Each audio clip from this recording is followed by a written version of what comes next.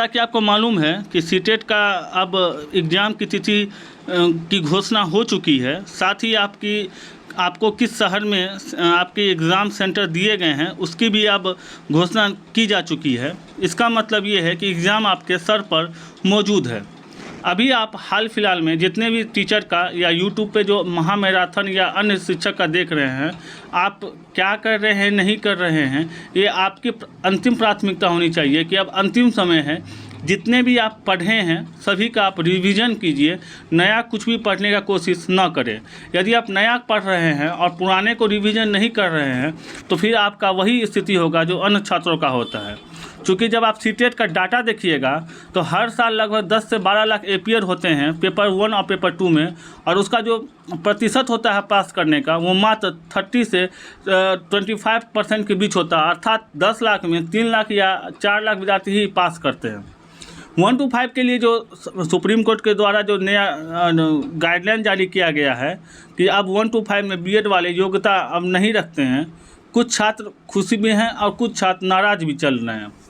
जो छात्र खुश हैं उनको ज़्यादा खुशी भी नहीं मनानी चाहिए कि कब सरकार अध्यादेश लाकर उनके खुशी पे विराम चिन्ह लगा सकती है, या फिर डीएड वाले को भी ये समझना पड़ेगा कि वो आपके ही तरह एक प्रतियोगी छात्र हैं, वो भी अपने कैरियर को लेकर उतनी ही चिंतित हैं जितने आप भी चिंतित हैं। इसीलिए अभी का ये समय है कि आप न तो किसी पर कटाक्ष करें और न ही कोई आप पे कटाक्ष करे। बीएड वाले भी अपने जगह सही हैं, उनको भी ये हक है कि वो अपनी नाराज़गी जाहिर कर सकें। डीएलएड वाले अपनी खुशी का इजहार न करके बस वेट एंड वॉच के मोड में रहें, देखें कि सरकार क्या नया नियम लाती है। अर्थात जितने भी राज्य हैं अभी सभी राज्यों का जो है एनसीटी पे पूर्णतः फोकस है कि एनसीटी अब क्या नया गाइडलाइंस बनाती है और उसी को फिर अन्य राज्य फॉलो करेंगे। चलिए खैर, ये सब तो होता ही रहता है, कोई खुश होता है तो कोई नाराज़ होते हैं। ये सब कोई राज्य सरकार के द्वारा दिया गया तो फैसला है नहीं, और न ही ये कोई एनसीटी के द्वारा दिया गया फैसला है। ये फैसला तो माननीय सुप्रीम कोर्ट के द्वारा दिया गया है, जिसका अक्षर सा पालन सभी राज्य करेंगे ही करेंगे। चलते हैं आज के 29/12/2022 के मॉर्निंग शिफ्ट पे क्वेश्चन पे, और आपको बताने का प्रयास करते हैं। और आप देखिए कि किस प्रकार के क्वेश्चन पूछे गए हैं पिछले वर्ष और किस प्रकार के क्वेश्चन बनते हैं। क्वेश्चन बाइलिंगुअल फॉर्म में रहता है। ये क्वेश्चन आपको कहीं नहीं मिलेंगे, सिर्फ मेरे ही चैनल पर मिलेंगे, जो विद्यार्थियों के द्वारा दिए गए हैं और same to same question CTET के द्वारा पूछे गए हैं। क्योंकि ऑनलाइन मोड में होता है एग्ज़ाम और इस बार से ऑफलाइन मोड में होने लगा है, क्योंकि आप जानते हैं कि पिछले बार कई जगह से ये खबरें आई कि सेंटर को मैनेज किया जा रहा है। इसीलिए इस बार फिर सीबीएसई ने ऑफलाइन मोड में ही एग्ज़ाम कराने का आयोजन लिया है। क्वेश्चन चूँकि कहीं मिलती नहीं है, इसीलिए मेरे ही चैनल पे आपको क्वेश्चन सेम टू सेम देखने को मिलेंगे। क्वेश्चन बाइलिंगुअल फॉर्म में है और आप देख सकते हैं। पहला क्वेश्चन है, which of the following is an example of gross motor skill. इसका हिंदी में अगर वर्षन देखेंगे तो निम्नलिखित में से कौन सा स्थूल गत्यात्मक कौशल का उदाहरण है। इसका राइट आंसर हो जाएगा ऑप्शन नंबर 4, खंबे की तरफ फुटबॉल को लात से धकेलना। चलते हैं आज के अगले क्वेश्चन पर। नेक्स्ट क्वेश्चन है, बच्चों में का विकास ... से ... की ओर बढ़ता है। इसका राइट आंसर हो जाएगा ऑप्शन नंबर 1, बच्चों का विकास केंद्र से बाह्य की ओर बढ़ता है। चलते हैं आज के अगले क्वेश्चन पर। नेक्स्ट क्वेश्चन है आज का आपका। एक चीज़ और याद रखिएगा कि अभिकथन और तर्क से संबंधित क्वेश्चनों की संख्या धीरे धीरे सीबीएसई बढ़ाती जा रही है। सीबीएसई इसलिए कि सीटेट का जो परीक्षा का आयोजन है वो सीबीएसई के माध्यम से ही करवाया जाता है। इसीलिए अभिकथन को ध्यान से पढ़ें और उसके बाद अपने तर्क को चुनें। अभिकथन है, बच्चों का समाजीकरण सर्वप्रथम परिवार में उसके माता पिता द्वारा होता है। कारण है, परिवार बच्चों के समाजीकरण का प्राथमिक कारक है। इसका राइट आंसर हो जाएगा ऑप्शन नंबर 1, ए और आर दोनों सही हैं। आर ए की सही व्याख्या करता है। चलते हैं आज के अगले क्वेश्चन पर। नेक्स्ट क्वेश्चन है आज का आपका कि जीन पियाजे के संज्ञानात्मक विकास के सिद्धांत के अनुसार निम्नलिखित में से कौन सी अवधारणा 3 से 6 वर्ष की आयु वाले बच्चों को सिखानी चाहिए। देखिए, जीन पियाजे को मूलतः संज्ञानात्मक विकास के लिए जाना जाता है। जीन पियाजे से संबंधित प्रश्न आपको जितने भी सेक्शन हैं, चाहे वो CDP हो, मैथ हो, EVS हो, लिटरेचर हो, आपको उनसे संबंधित प्रश्न देखने को जरूर मिलते हैं, क्योंकि जीन पियाजे सीटेट का हॉट टॉपिक है। उन्होंने 4 प्रकार के संज्ञानात्मक विकास की अवधारणा दी, SPCF, जिसको शॉर्ट फॉर्म में बोलते हैं। इसका राइट आंसर हो जाएगा ऑप्शन नंबर 3, सांकेतिक प्रतिनिधिकरण। यदि जीन पियाजे से संबंधित वीडियो को आपने अभी तक नहीं देखा है तो आप मेरे चैनल पर जाइए, CDP के प्लेलिस्ट में आपको जीन पियाजे से संबंधित पिक्चर सहित आपको स्पष्ट रूप से जीन पियाजे का संज्ञानात्मक विकास का कंसेप्ट दिया गया है। एक बार आप जरूर देखकर एग्जाम में जाएं, बहुत आपके लिए लाभकारी साबित होगा। चलते हैं आज के अगले क्वेश्चन पर। नेक्स्ट क्वेश्चन है आज का आपका कि जीन पियाजे के संज्ञानात्मक विकास के सिद्धांत के अनुसार अधिकांश बच्चे किस अवस्था में वस्तुओं को श्रेणियों में व्यवस्थित करने में सक्षम होते हैं। इसका राइट आंसर हो जाएगा ऑप्शन नंबर 3, मूर्त संक्रियात्मक अवस्था। चलते हैं आज के अगले क्वेश्चन पर। नेक्स्ट क्वेश्चन है आज का आपका कि जीन पियाजे द्वारा संज्ञानात्मक मानसिक अवधारणाओं के वर्णन के लिए किया जाता है। इसका राइट आंसर हो जाएगा ऑप्शन नंबर 3, स्कीमा। ठीक है, चलते हैं आज के अगले क्वेश्चन पर। नेक्स्ट क्वेश्चन है आपका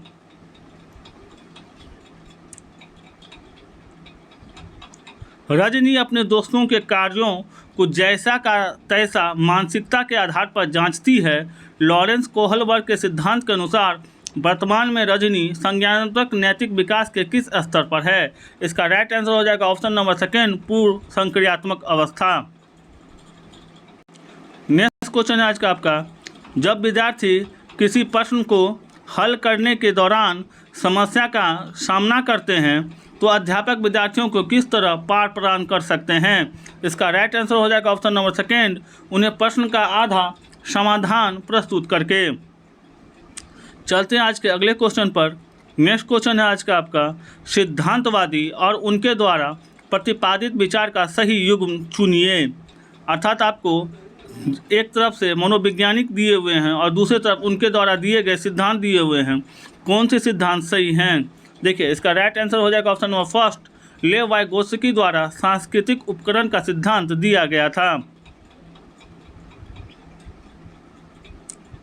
नेक्स्ट क्वेश्चन है आपका, एक प्रगतिशील कक्षा किसे समुन्नत करती है।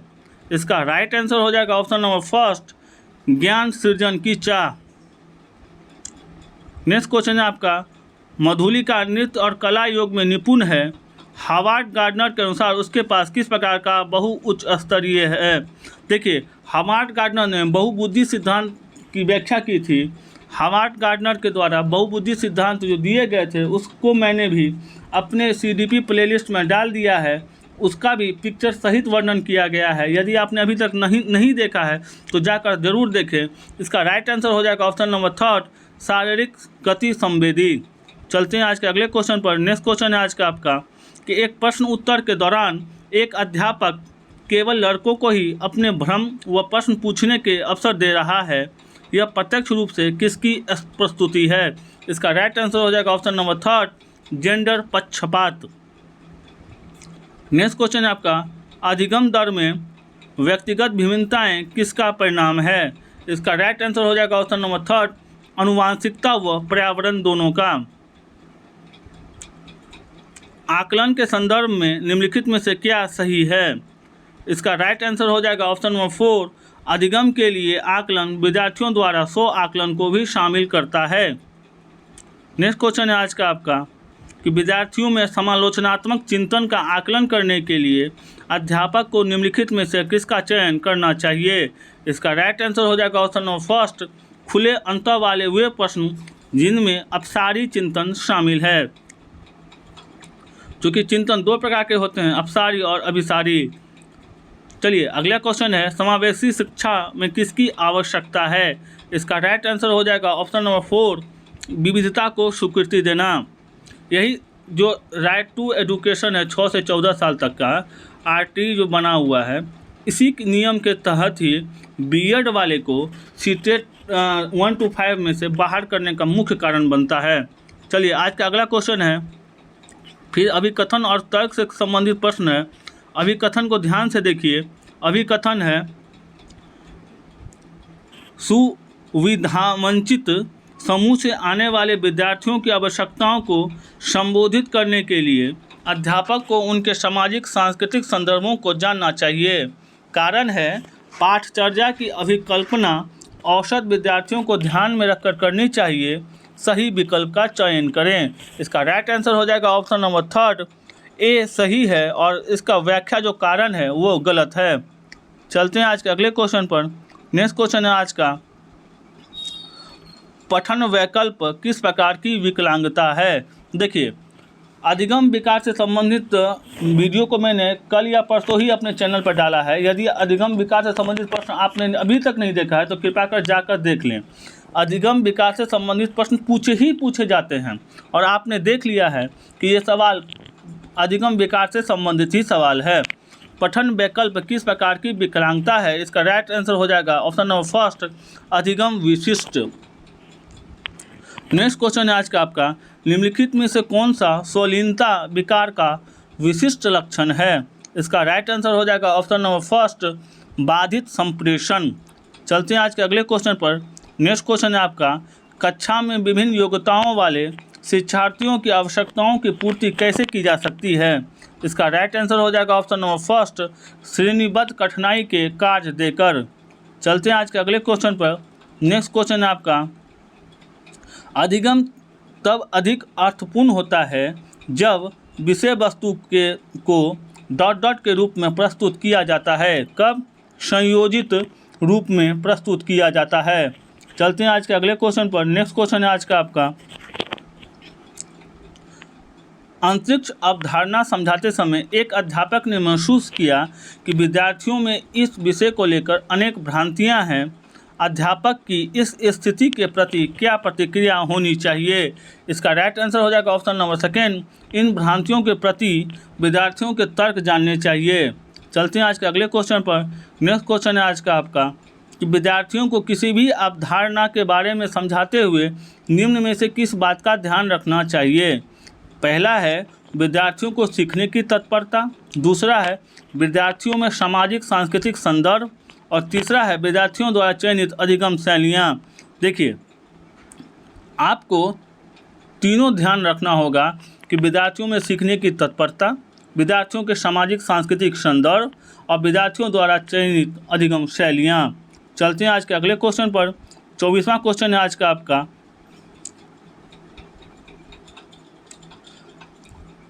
रमेश विज्ञान विषयों को पढ़ाते समय अन्वेषण, प्रयोग, विभिन्न व्यवहारिक गतिविधियों के माध्यम से बच्चों को नया ज्ञान व समझ बनाने के अवसर प्रदान करता है। वह डॉट डॉट को बढ़ावा देना चाहता है। इसका राइट आंसर हो जाएगा कंठस्थीकरण और अनुकरण। राइट आंसर हो जाएगा ऑप्शन नंबर 4। चलते हैं आज के अगले क्वेश्चन पर। इसको ध्यान से देखिएगा। इसका आंसर हो जाएगा वैज्ञानिक तर्क और तार्किक चिंतन। ऑप्शन नंबर 1 इसका राइट आंसर हो जाएगा। इस क्वेश्चन को एक बार फिर देखिए।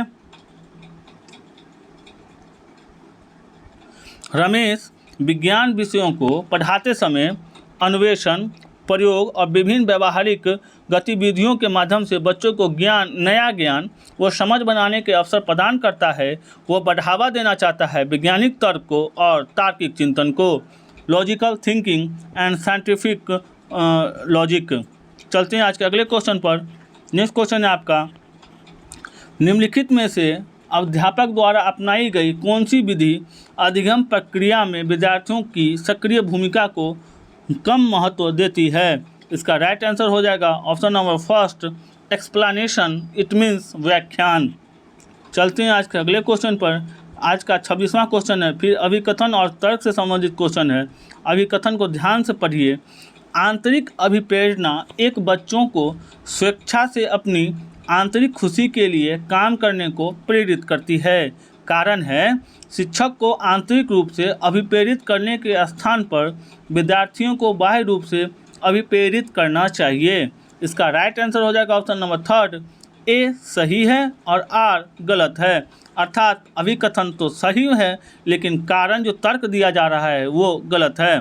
चलते हैं आज के अगले क्वेश्चन पर। नेक्स्ट क्वेश्चन है आज का आपका, कि प्रभावशाली समस्या समाधान में किसके बहिष्करण की आवश्यकता है। इसका राइट आंसर हो जाएगा ऑप्शन नंबर फर्स्ट, कार्यात्मक स्थिरता।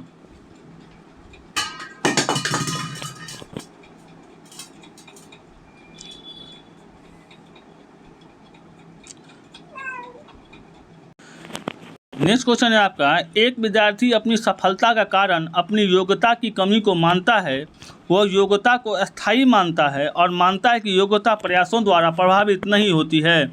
यह विचार दशा किस स्थिति को जन्म दे सकती है। इसका राइट आंसर हो जाएगा ऑप्शन नंबर फर्स्ट, अधिगम और सहायता को। चलते हैं आज के अगले क्वेश्चन पर। आपका 29वां क्वेश्चन है, अवधारणाओं को इस तरह से प्रस्तुत करना चाहिए जो क्या कर सके, उनके पूर्व ज्ञान और स्कीमा को क्रियाशील कर सके।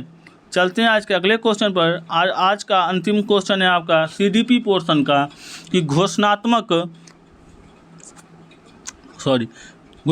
ज्ञान क्या है। घोषणात्मक ज्ञान मुक्त ज्ञान के क्या और कौन पहलुओं के बारे में जानना है। देखिए, ये आपके 30 क्वेश्चन थे सीडीपी पोर्शन के, और अभी आप मेरे channel let's crack CTET by Shivam Jha पर देख रहे थे। अब आप, चूँकि वीडियो लंबी हो जाती है, इसीलिए एक ही बार में सभी वीडियो डालना थोड़ा सा मुश्किल हो जाता है। फिर भी मैं कोशिश कर रहा हूँ कि आपको ईवीएस का भी पोर्शन करवा दूँ ताकि आपको दिक्कत ना हो। ये मैथ पोर्शन को बाद में करवा देता हूँ। ईवीएस ज़्यादा इम्पोर्टेंस है क्योंकि उसमें आपको नंबर ज़्यादा उठेंगे और वो आपके सफलता का मेन मार्ग तय करते हैं। ठीक है, क्वेश्चन को देखिए कि किस प्रकार के क्वेश्चन पूछे जाते हैं। 30 आपके सीडीपी पोर्शन के रहते हैं और 30 आपके मैथ, 30 ईवीएस, 30 आपके जो लिटरेचर होते हैं उससे रहते हैं।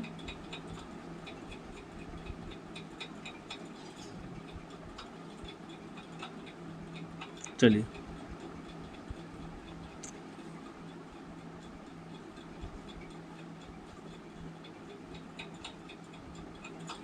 देखिए सीडीपी ईवीएस का भी क्वेश्चन करवा देते हैं। आपको सीडीपी और ईवीएस का एक वीडियो में समायोजित करने का प्रयास कर रहे हैं।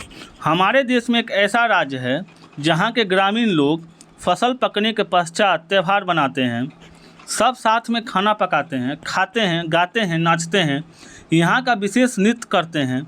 इस नृत्य में बाँस की डंडी को लेकर दो दो लोगों की जोड़ी ज़मीन पर आमने सामने बैठती है। ढोल की ताल पर लोग बाँस की डंडियों को ज़मीन पर पीटते हैं। बाँस की डंडियों के बीच लोग एक कतार में खड़े होकर कूदते हैं, नाचते हैं। यह राज्य है। देखिए, जब बाँस का बात आता है तो ज़्यादातर ये पूर्वोत्तर राज्य के अंतर्गत ये सवाल रहते हैं। तो इसका राइट आंसर हो जाएगा ऑप्शन नंबर फर्स्ट, मिजोरम। ठीक है, चलते हैं आज के अगले क्वेश्चन पर। नेक्स्ट क्वेश्चन है आज का आपका, इस वृक्ष के बारे में देखिए। खेजड़ी वृक्ष के बारे में निम्न में नीचे दिए गए कथनों पर विचार कीजिए। देखिए, यह वृक्ष मुख्यतः रेगिस्तानी इलाकों में पाए जाते हैं, एकदम सही है। इसे बढ़ने के अधिक पानी की आवश्यकता नहीं है, एकदम सही है, क्योंकि रेगिस्तान में तो पानी की मात्रा बहुत ही कम होती है। दूसरा है, इसकी छाल दवाई बनाने काम आती है और इसकी लकड़ी को कीड़ा भी नहीं लगता, ये भी सही है। इसके तने में पानी एकत्रित होता है जिसे लोग पतली पाइप द्वारा पीते हैं, ये गलत है। यह वृक्ष छायादार नहीं है, ये भी गलत है। इसका राइट आंसर हो जाएगा ऑप्शन नंबर फर्स्ट, ए, बी और सी। चलते हैं आज के अगले क्वेश्चन पर। नेक्स्ट क्वेश्चन है आपका, निम्न में से 3 पेट्रोलियम उत्पादों के समूह को चुनिए। इसका राइट आंसर हो जाएगा ऑप्शन नंबर फर्स्ट, मोम, कोल tar और ग्रीस। ये तीनों जो है पेट्रोलियम पदार्थ का जब आप प्रभावी आसवन विधि प्रभावी भाव जब उसको गर्म करते हैं, जब उसका जो प्यूरिफिकेशन करते हैं पेट्रोल का, तब ये तीनों पदार्थ अलग अलग टेम्परेचर पर प्राप्त होता है, मोम, कोल tar और ग्रीस। चलते हैं आज के अगले क्वेश्चन पर। नेक्स्ट क्वेश्चन है आपका, किसी एडवोकेट का घर X पर है और Y पर कोर्ट स्थित है।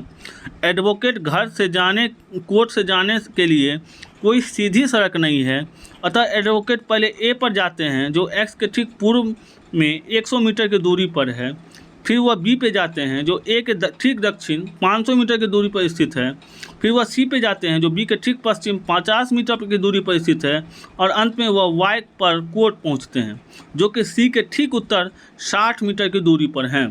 कोर्ट के सापेक्ष एडवोकेट की घर की दिशा है, इस एडवोकेट घर की दिशा है उत्तर पश्चिम। राइट आंसर हो जाएगा ऑप्शन नंबर सेकेंड। चलते हैं आज के अगले क्वेश्चन पर। नेक्स्ट क्वेश्चन देखिए, कोई लड़का वलसाड से नगर कोइल जाने के लिए 12 सितंबर 2022 को एक ट्रेन में सवार हुआ। यह ट्रेन 17:30 बजे वलसाड से चलकर 14 सितंबर 2022 को 5 बजे नगर कोइल पहुंचती। इसी समय अंतराल में ट्रेन द्वारा चली गई दूरी 2059 किलोमीटर है, तो ट्रेन की औसत चाल होगी। देखिए चाल बराबर होता क्या है, याद रखिएगा, speed equal to distance by time. इसका जब उससे कैलकुलेशन कीजिएगा, इसका राइट आंसर हो जाएगा option number third 58 kilometre per hour. Next question आज का आपका, निम्नलिखित में से कौन सी परियोजना या मिशन गंगा जल को स्वच्छ करने के लिए एक विकल्प है। इसका राइट आंसर हो जाएगा ऑप्शन नंबर थर्ड राष्ट्रीय स्वच्छ गंगा मिशन या गंगा एक्शन प्लान। चलते हैं आज के अगले क्वेश्चन पर। नेक्स्ट क्वेश्चन है, भोजन को निम्नलिखित समूहों में से उस समूह का चयन कीजिए जिसमें सभी इकाइयाँ प्रोटीन समृद्ध स्रोत है। देखिए प्रोटीन का सबसे समृद्ध स्रोत क्या है, सोयाबीन है, लेकिन आपको सोयाबीन इसके अंदर नज़र नहीं आएगा, इसलिए राइट आंसर हो जाएगा ऑप्शन नंबर फर्स्ट अंडा, दालें और मछली।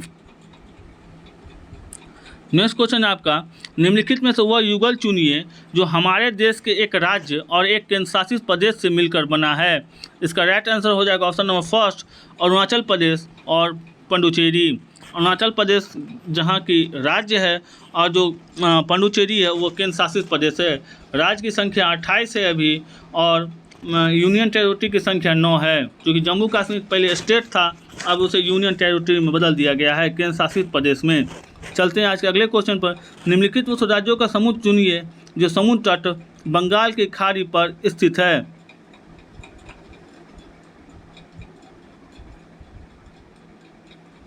इसका राइट आंसर हो जाएगा नेक्स्ट क्वेश्चन है आज का कि निम्नलिखित में से उस राज्यों के उस समूह को चुनिए जो बंगाल की समुद्र तट बंगाल की खाड़ी पर स्थित है। देखिए आंध्र प्रदेश, ओडिशा और तमिलनाडु बंगाल की खाड़ी पर स्थित राज्य है।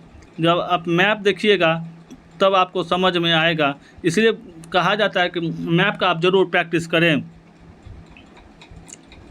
ठीक है, चलते हैं आज अगले क्वेश्चन पर। नेक्स्ट क्वेश्चन है, मध्य प्रदेश के 3 समीपवर्ती राज्य हैं। मध्य प्रदेश के 3 समीपवर्ती राज्य हैं आपके उत्तर प्रदेश, छत्तीसगढ़ और महाराष्ट्र। नेक्स्ट क्वेश्चन है आज का आपका, निम्नलिखित में से कौन सा रोग मच्छर द्वारा जनित रोग है। इसका राइट आंसर हो जाएगा ऑप्शन नंबर थर्ड डेंगू और मलेरिया मच्छर द्वारा जनित रोग है। नेक्स्ट क्वेश्चन है आज का आपका, किसी परितंत्र में निहित है। इसका राइट आंसर हो जाएगा ऑप्शन नंबर थर्ड एक क्षेत्र के जीवित प्राणी एवं भौतिक कारकों दोनों। चलते हैं आज के अगले क्वेश्चन पर। नेक्स्ट क्वेश्चन है आज का आपका कि राज्य के नृत्य सही युग्म का चयन कीजिए। कर्नाटक कथकली, कर्नाटक का कथकली नहीं है, कर्नाटक का क्या है, लावनी होना चाहिए। तमिलनाडु का, असम का भैया, आंध्र प्रदेश कुचिपुड़ी, आंध्र प्रदेश सही है। आंध्र प्रदेश का एक देखिए, एक है कथकली और एक है कथक। कथक जो है वो उत्तर प्रदेश का है और कथकली दूसरे राज्य का है। ठीक है, चलते हैं आज के अगले क्वेश्चन पर। निम्न से कौन सा पौधा का घर गैस नहीं है। इसका राइट आंसर हो जाएगा ऑप्शन नंबर सेकेंड N2 अर्थात नाइट्रोजन। आप पढ़े होंगे कि घटपर्णी पौधा जो कीटों को खाते हैं, किस लिए खाते हैं, ताकि उनका जो नाइट्रोजन की पूर्ति है वो कीटों के द्वारा हो सके। नेक्स्ट क्वेश्चन है आपका, ओजोन के परत के अपक्षय को नियंत्रित करने हेतु 1987 में एक अंतर्राष्ट्रीय संधि पत्र पर हस्ताक्षर किए गए जिसे कहा गया मॉन्ट्रियल संलेख। इसका राइट आंसर हो जाएगा ऑप्शन नंबर सेकेंड चलते हैं आज के अगले क्वेश्चन पर। नेक्स्ट क्वेश्चन है आपका, ईवीएस में नैदानिक परीक्षण शिक्षक की सहायता करेंगे। ऑप्शन नंबर 3 इसका राइट आंसर हो जाएगा बी और डी। ईवीएस के शिक्षण अधिगम के दौरान विद्यार्थियों द्वारा सामना की गई समस्याओं का आकलन करने के लिए ईवीएस में विद्यार्थियों को कितना बढ़िया प्रदर्शन करेगा यह ज्ञात करने के में। नेक्स्ट क्वेश्चन है आज का आपका, प्राथमिक स्तर पर निर्णयात्मक आकलन सम्मिलित करता है।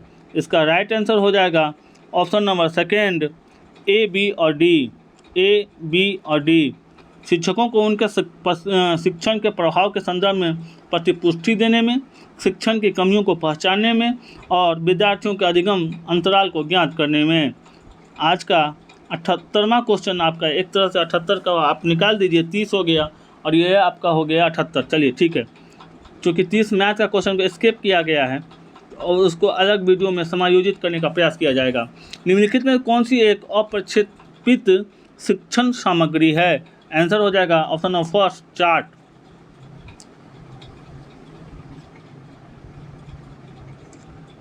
क्वेश्चन को ध्यान से पढ़िए कि श्री रोहन ने एक विषय जल का संरक्षण पर एक भूमिका निर्वहन का आयोजन किया। अपनी कक्षा में रोहन द्वारा इस भूमिका निर्वहन को आयोजित करने का क्या उद्देश्य है? इसका राइट आंसर हो जाएगा ऑप्शन नंबर 1 वह विद्यार्थियों को भावी पीढ़ियों के लिए जल के संरक्षण की आवश्यकता के प्रति संवेदनशील बनाना चाहता है। नेक्स्ट क्वेश्चन आज का आपका, ईवीएस की पाठचर्या की रूपरेखा बनाई गई है। इसका राइट आंसर हो जाएगा ऑप्शन नंबर 4 अधिगम के सामाजिक रचनावाद के परिप्रेक्ष्य में। नेक्स्ट क्वेश्चन आज का आपका, कक्षा में ईवीएस विषयों का संपादन करते समय शिक्षक को निम्नलिखित में से किससे बचना चाहिए? इसका राइट आंसर हो जाएगा ऑप्शन नंबर 1 विद्यार्थियों को प्रश्न पूछने के लिए हतोत्साहित करने से। 82वां क्वेश्चन है आज का आपका, विद्यार्थियों के लिए ईवीएस पाठ्यक्रम में विषयों और उप विषयों का चयन किया गया है। राइट आंसर हो जाएगा ऑप्शन नंबर 4 तत्काल पर्यावरण की बेहतर समझ विकसित करने के लिए। चलते हैं आज के अगले क्वेश्चन पर। नेक्स्ट क्वेश्चन है, निम्नलिखित में से कौन सा विषय या उप विषय नीचे दिए गए दक्षता से संबंधित हो सकता है? उन लोगों के लिए परामर्श और मानसिक कल्याण के बारे में सुझावों का मूल्यांकन करता है जिन्होंने आपदा का सामना किया है और अपने घर को खोने के आघात का सामना किया है। इसका राइट आंसर हो जाएगा ऑप्शन नंबर 2 आश्रय। नेक्स्ट क्वेश्चन है आपका, ईवीएस में पानी की बर्बादी और इसके संरक्षण के शिक्षण के लिए सबसे उपयुक्त रणनीति हो सकती है? सर्वेक्षण और चर्चा। नेक्स्ट क्वेश्चन है आज का आपका, विद्यार्थियों की पर्यावरण की समग्र समझ को विकसित करने के लिए निम्नलिखित में से कौन सा अनुभव अत्यंत महत्वपूर्ण है? इसका राइट आंसर हो जाएगा ऑप्शन नंबर 1 प्रासंगिक अनुभव। ईवीएस शिक्षक समूह कार्य के दौरान सहयोग के आकलन के लिए एक सहकर्मी आकलन रूब्रिक तैयार करता है। निम्नलिखित में से कौन सा आयाम सहयोग का हिस्सा नहीं होना चाहिए? इसका राइट आंसर हो जाएगा ऑप्शन नंबर 4 हदबंदी। नेक्स्ट क्वेश्चन है आपका, निम्नलिखित में से कौन सा पानी के विषय से संबंधित व्यवहार बनाते समय बच्चों के संज्ञानात्मक विकास के साथ साथ सामाजिक भावनात्मक पहलुओं को जोड़ने के लिए पर्याप्त अवसर प्रदान करता है? राइट आंसर हो जाएगा ऑप्शन नंबर 1 बच्चों को लोकगीत सुनाने या गाने के लिए प्रोत्साहित करना। ईवीएस के किसी समस्या या चिंता से संबंधित विशेष सीमाओं को तोड़ने में निम्नलिखित में से कौन सा महत्वपूर्ण प्रभावी होगा? ऑप्शन नंबर 1 समूह चर्चा। ईवीएस कक्षा में प्रयुक्त निम्नलिखित में से कौन सा प्रक्रिया कौशल आयोजित करके विकसित किया जाएगा? राइट आंसर हो जाएगा ऑप्शन नंबर 1 अवलोकन कौशल। आज का आपका अंतिम क्वेश्चन है, कक्षा में ईवीएस विषय का संपादन करते समय शिक्षक को निम्नलिखित में से किससे बचना चाहिए? समूह स्थल से या स्कूल आधारित आकलन से या विद्यार्थियों द्वारा सही उत्तर पर जोर देने से या सामुदायिक स्थानों का भ्रमण से। देखिए, सामुदायिक स्थानों का भ्रमण तो आपको स्कूल के द्वारा करवाया ही जाता है, ये राज्य सरकार के करिकुलम में है। तो इसका ऑप्शन हो जाएगा ऑप्शन नंबर 3, विद्यार्थियों द्वारा सही उत्तर पर जोर देना। ये थे आपके 30 क्वेश्चन CDP के और 30 क्वेश्चन थे आपके EVS के।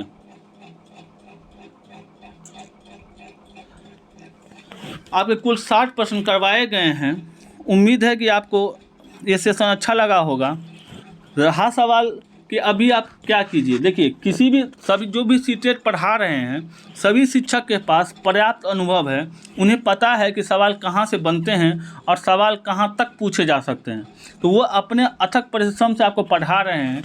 बस आपकी पहली और अंतिम प्राथमिकता होनी चाहिए कि जो भी शिक्षक के द्वारा या जिन भी टीचर को आप फॉलो करते हैं या जिन भी टीचर के द्वारा आप पढ़ रहे हैं या जिन भी टीचर को आप समझ पा रहे हैं, उनके द्वारा जो भी दिशा निर्देश दिया जाता है उसका आप अक्षर सा पालन करें। और किसी एक का वीडियो देखकर, टीचर का वीडियो देखकर फिर दूसरे टीचर का महामैराथन, फिर तीसरे टीचर का महामैराथन न देखें। कोई भी एक टीचर को आप पकड़े, समझें उनके बातों को। अगर आप समझ पा रही हैं या पा रहे हैं तो आप उनके पूर्ण वीडियो को देखें। उसके बाद जो भी आपके प्रैक्टिस सेट हैं, प्रैक्टिस सेट बनाते रहिए। प्रीवियस ईयर क्वेश्चन सीटेट के लिए रामबाण साबित होता है, इसीलिए मैंने आपको प्रीवियस ईयर क्वेश्चन करवाया ताकि आप समझ सके कि सवाल कहाँ से पूछते हैं। देखिए, सीटेट का एक लिमिटेड सिलेबस है और उसी में से वो सवाल को कई प्रकार से घुमाकर पूछते हैं। इसीलिए आपका अभी जो समय बचा हुआ है, आप जितना भी हो सके प्रैक्टिस कीजिए, रिवीजन कीजिए, फालतू समय की बर्बादी न करें। और रहा सवाल DED BED का जो अभी विवाद एक नया खड़ा हो गया है, उससे बचने का प्रयास कीजिए। ये विवाद आपके लिए नहीं है, ये विवाद राज्य सरकार, सुप्रीम कोर्ट और NCT के मध्य है। ये तीनों ही इस विवाद को खुद सुलझाएंगे। छात्र को वेट एंड वॉच की पॉलिसी अपनानी चाहिए, देखना चाहिए कि राज्य सरकार क्या हस्तक्षेप करती है, क्या कदम उठाती है, NCT क्या गाइडलाइंस बनाती है और सुप्रीम कोर्ट क्या फिर कुछ अलग तरह से सुनवाई करने को तैयार होती है या अथवा नहीं होती है, या रिव्यू पिटीशन डाला जाता है अथवा नहीं डाला जाता है। छात्र अभी सिर्फ वेट एंड वॉच के मोड में रहना चाहिए, क्योंकि ये किसी राज्य सरकार के हाथ की बात है नहीं, ये सीधे सुप्रीम कोर्ट की बात है। और सुप्रीम कोर्ट के डिसीजन को मानना किसी भी राज्य के लिए महत्वपूर्ण हो जाता है। यदि आप उनके डिसीजन को नहीं मानते हैं तो अवमानना केस हो जाता है। इसीलिए वेट एंड वॉच कीजिए, अपने पढ़ाई पर फुल फोकस कीजिए, समय की बर्बादी ना कीजिए। तब तक के लिए धन्यवाद। शेयर कीजिएगा, लाइक कीजिएगा, साथ में सब्सक्राइब करने का कोशिश कीजिएगा, ताकि अगर आप लाइक करते हैं, कमेंट करते हैं तो थोड़ा मोटिवेट होता है टीचर, और वो और कुछ अच्छा करने या अच्छा देने का प्रयास करता है अपने छात्रों को। यदि आप पहली बार जुड़े हैं तो सब्सक्राइब कर लें, इससे संबंधित वीडियो और आपको मिलते रहेंगे समय समय पर। यदि आप किसी और चीज़ का वीडियो चाहते हैं तो ज़रूर कमेंट करें, प्रयास किया जाएगा कि आपकी जिज्ञासा को शांत किया जा सके। तब तक के लिए धन्यवाद। जय हिंद, वंदे मातरम।